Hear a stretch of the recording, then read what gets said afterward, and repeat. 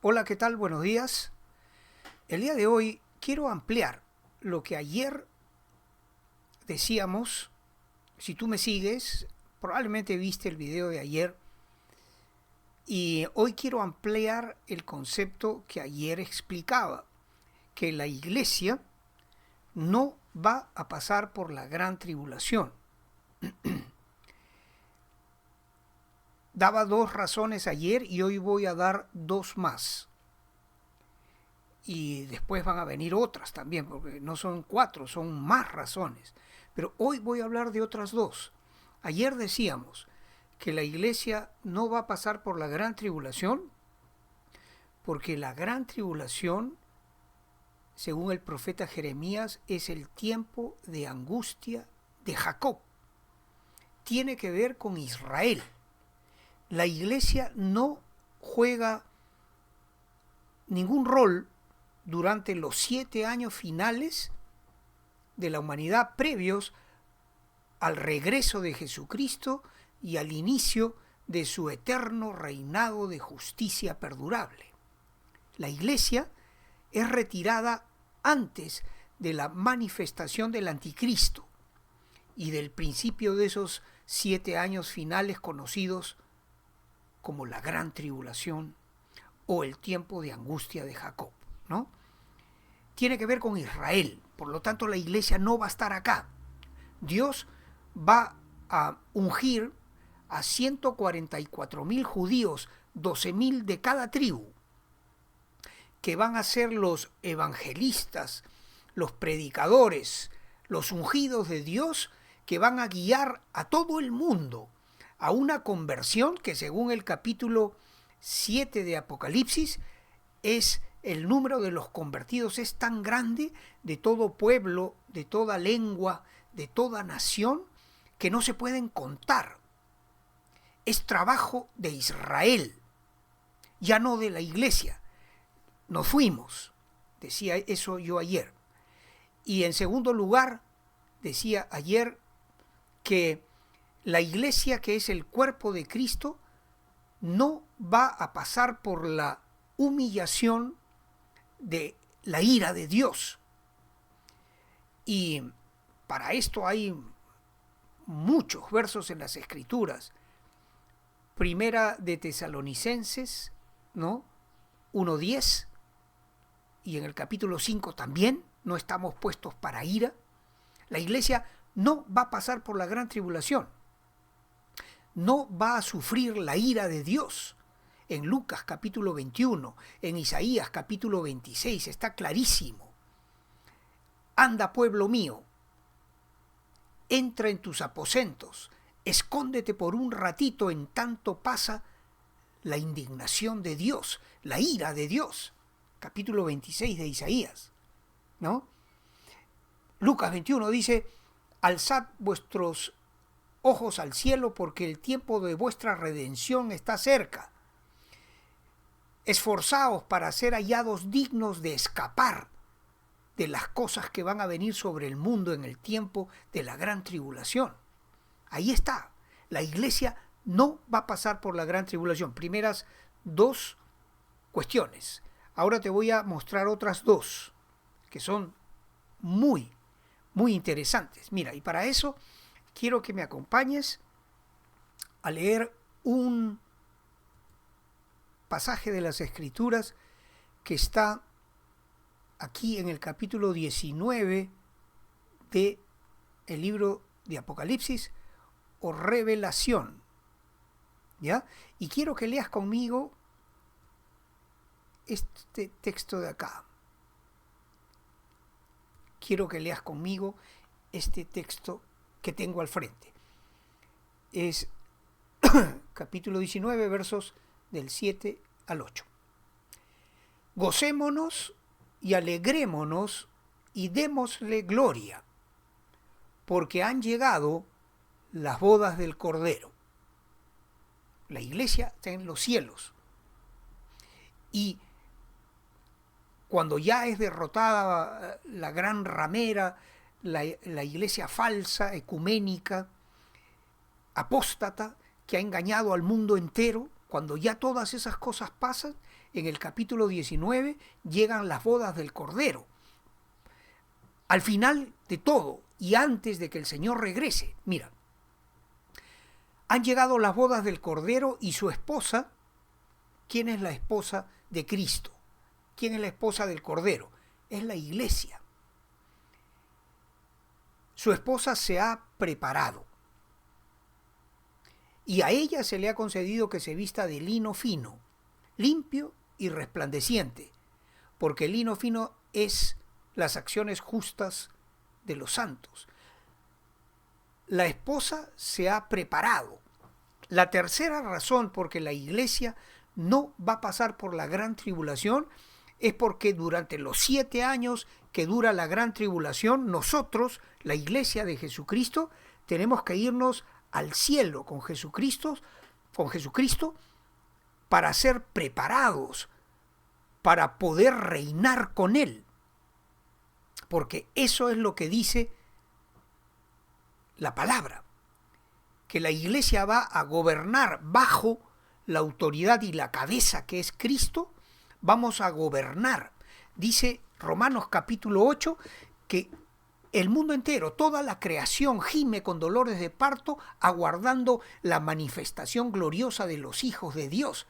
Este mundo va a, por fin, tener justicia perdurable cuando Jesucristo reine y con Él los que Él ha preparado para reinar. Algunos van a ser jueces, otros van a ser economistas probablemente, ¿no? Otros serán ingenieros, yo no sé. El reino va a ser construido por Cristo y nosotros, la iglesia, vamos a estar sujetos a Él para hacer su voluntad en el mundo entero. Eso es bien interesante. Si tú creías que la iglesia va a estar tocando arpa en las nubes por toda la eternidad, no. Nuestro Dios es un Dios que aún trabaja, dice la Biblia, aún trabaja. Cristo es nuestro hermano mayor y es el que va a regir con vara de hierro a las naciones.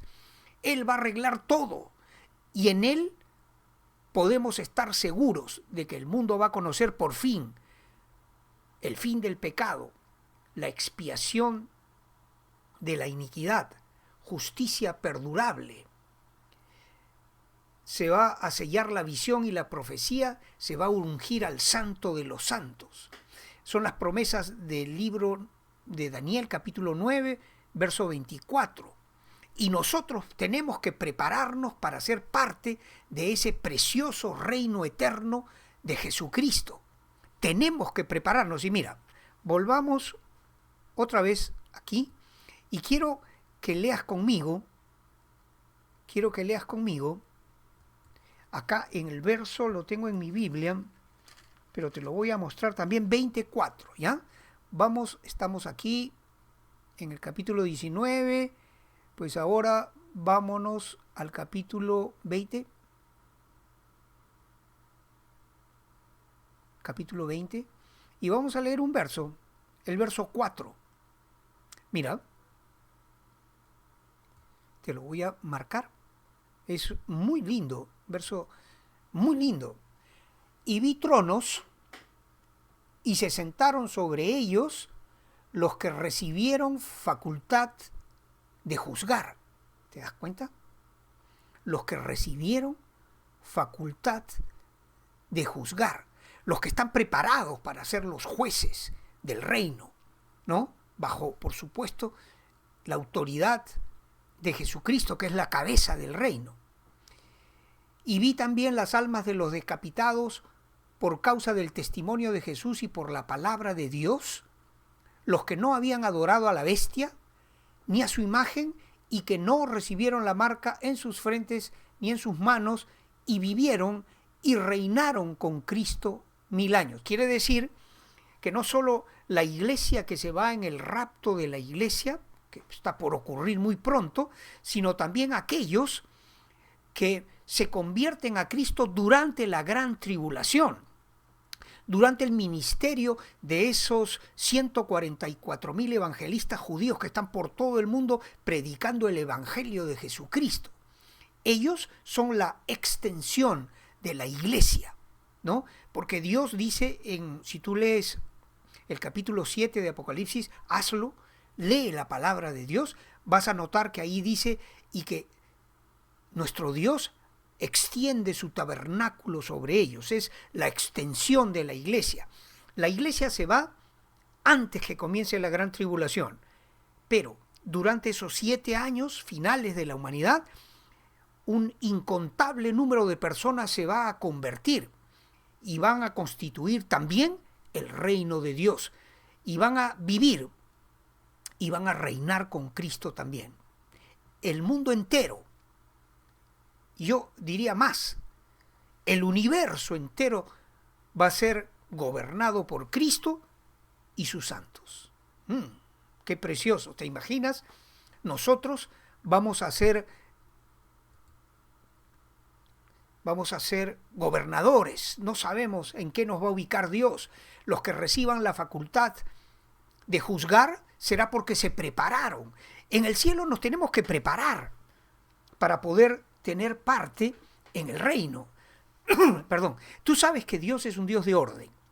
Tú sabes que la palabra dice, por ejemplo, en torno a eclesiología, a la iglesia, que a nadie se le dé el cargo de predicar la palabra de Dios o algún cargo importante mientras sea un neonato, una persona que recién se ha convertido, ¿no? Tiene que pasar su tiempo de maduración, de estudio, tiene que prepararse para estar en capacidad y en autoridad de enseñar la palabra de Dios, de guiar al pueblo, de exhortar al pueblo y de cuidar las ovejas de Jesucristo. Esto, ¿no? Un neófito, un nuevo en la fe, no puede tener cargos de importancia en la iglesia hasta que esté preparado para ello. Cuanto más Dios no va a entregar el gobierno del reino a gente que no ha sido preparada para ello. Los 7 años de la gran tribulación sobre la tierra, va a haber la gran tribulación. En paralelo, nosotros allá en los cielos vamos a estar en la universidad de Dios, siendo preparados, ¿no? Recuerda, lee conmigo otra vez, por favor, este verso 4, ¿no? Y se sentaron sobre ellos los que recibieron facultad de juzgar. ¿Quiénes van a estar en esos tronos? Los jueces, los gobernadores, los economistas, los ingenieros, yo no sé. Cristo va a tener un equipo fabuloso, maravilloso. Sus siervos, sus hijos, sus hijas. Los que hemos creído en Cristo vamos a gobernar por fin. Y yo te cité hace un ratito el libro de Romanos capítulo 8, ¿no? Que la tierra anhela, la creación misma, ¿no? Toda la creación, los animalitos, las plantas, los ríos, los mares, todo gime a una con dolores de parto, aguardando la manifestación gloriosa de los hijos de Dios para que gobiernen el mundo. Y para que gobernemos tenemos que ser preparados.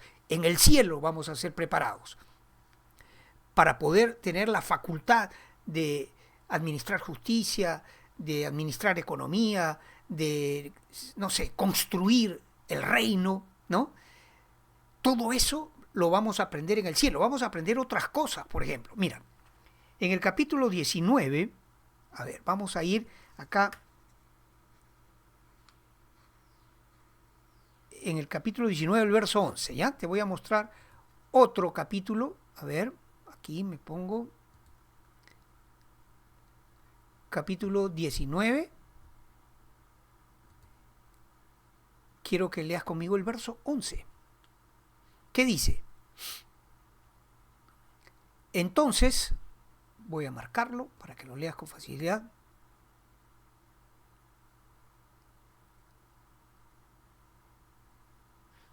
Desde el 11 hasta el 14. Te lo voy a leer rapidito, ¿ya? Acá. Dice, entonces vi el cielo abierto, ya pasó el episodio de las bodas del Cordero. Entonces vi el cielo abierto y aquí un caballo blanco y el que lo montaba se llamaba Fiel y Verdadero, con mayúsculas, Jesucristo, y con justicia juzga y pelea. Jesucristo, el capitán de los ejércitos de Jehová de los ejércitos. Sus ojos eran como llama de fuego y había en su cabeza muchas diademas y tenía un nombre escrito que ninguno conoce sino él mismo. Estaba vestido de una ropa teñida en sangre y su nombre es el Verbo de Dios, Jesucristo. Y, ponga atención, los ejércitos celestiales vestidos de lino finísimo, blanco y limpio, le seguían en caballos blancos. Los ejércitos celestiales, la iglesia de Jesucristo, somos parte de ese ejército celestial. Vamos a regresar atrás del capitán de los ejércitos de Jehová. Somos los guerreros de Jesucristo también y venimos a librar esa final batalla en la que Jesús derrotará a todos esos ejércitos que se han reunido en Armagedón para luchar contra el que viene de los cielos, montando ese caballo blanco y con todo su ejército atrás de él. Nosotros somos el ejército de Jesucristo. ¿Acaso no tenemos que ser preparados para esa batalla? ¿Acaso no tenemos que aprender a montar caballos y a saber usar armas para Jesucristo? Mira, si no fuésemos preparados, ni una burra vieja vas a tener en ese tiempo, porque no sabes. Tienes que estudiar, tienes que aprender a montar caballo, tienes que aprender el arte de la guerra, tienes que aprender a ser juez, a ser economista, a ser ingeniero, porque vamos a construir el reino de Jesucristo sobre la tierra y la gloria de Dios va a llenar toda la tierra como las aguas cubren el mar. Capítulo 11 de Isaías. ¿Te das cuenta? Entonces, ya tienes aquí una tercera razón. Tenemos una tercera razón de por qué la iglesia de Jesucristo no va a estar durante la gran tribulación. Tenemos que ir a prepararnos para gobernar este mundo. Y la cuarta razón te la voy a explicar mejor en el próximo video para no hacer de esto algo demasiado extenso que no es tan didáctico. Te prometo que Dios mediante, mañana o pasado, te doy la cuarta razón por la cual la iglesia no va a pasar por la gran tribulación. Te adelanto el título nada más. Porque es una cuestión logística. Porque la autoridad que Jesús nos da, que está escrita en el capítulo 10 de Lucas, léelo el capítulo de Lucas, adelántate un poquito a mí para que estés al tanto. La autoridad que Dios nos da sobre todas las armas del enemigo. Oh, yo veía caer a Satanás, dice Jesucristo. Os doy autoridad para hollar serpientes y escorpiones. Tiene que ver con eso. La cuarta razón por la cual la iglesia no va a pasar por la gran tribulación. Estate atento al próximo video. Y recuerda entonces ya tenemos 3 razones explicadas, ¿no? La iglesia no va a pasar por la gran tribulación porque Dios no va a permitir que el cuerpo de Cristo pase por esa etapa del derramamiento de la ira de Dios. En segundo lugar, veíamos, ¿cuál fue la segunda razón? La segunda razón era, se me fue. Y esta tercera que te acabo de explicar es que tenemos que ser preparados durante esos 7 años, estar en la universidad de Dios para estar listos para gobernar este mundo. Gracias por tu atención. Dios te bendiga. Y Dios mediante te veo en la próxima oportunidad. Muchas bendiciones para ti y tu familia. Un lindo domingo para ti. Amén.